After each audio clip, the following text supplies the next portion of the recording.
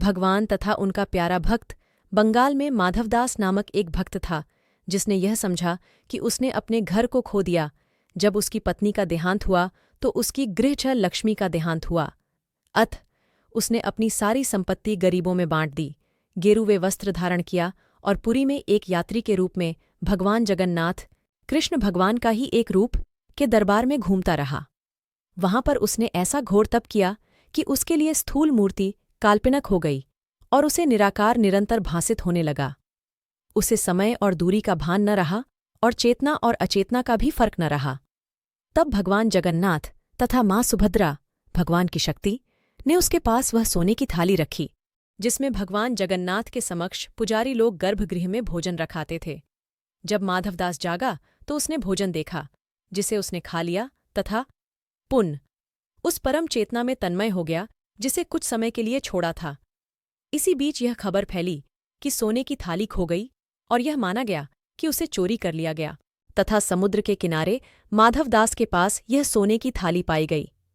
माधवदास को बंदी बनाया गया और पुलिस द्वारा बंदी गृह में निर्दयता से पीटा गया, पर माधवदास को इससे कोई फर्क नहीं पड़ा।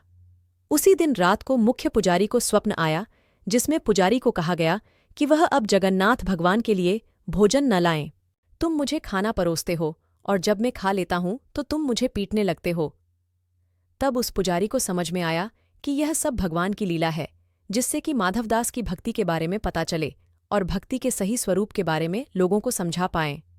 पुरी के कुछ विद्वानों और पंडितों को बंगाल के नवागुत की प्रसिद्धि पसंद नहीं आई। तब उन्होंने माधवदास को अपने बीच बुलाया और उसे शास्त्रार्थ के लिए चुनौती दी।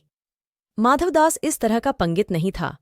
माधवदास ने शास्त्रों को उसी सीमा तक पढ़ा ताकि वह चलने में लाठी जैसा काम आए और कार्य के लिए मार्गदर्शन करे, न कि एक लकड़ी या लटठा जैसा जो दूसरों को मारने के काम आए।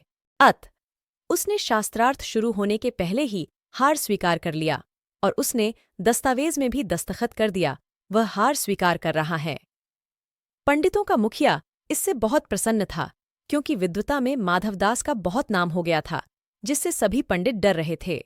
उस पंडित उस माधवदास द्वारा दिया गया दस्तावेज लेकर काशी पहुंचा ताकि अपने विजय के प्रतीक को वहां प्रदर्शित करे। वहां पर उसने वह दस्तावेज दिखाकर यह बतलाने की कोशिश की कि वह माधवदास से भी उत्कृष्ट है, अतः वे सभी काशी के पंडित उसका आदर करें, पर भगवान अपने भक्त का निरादर नहीं होने देते।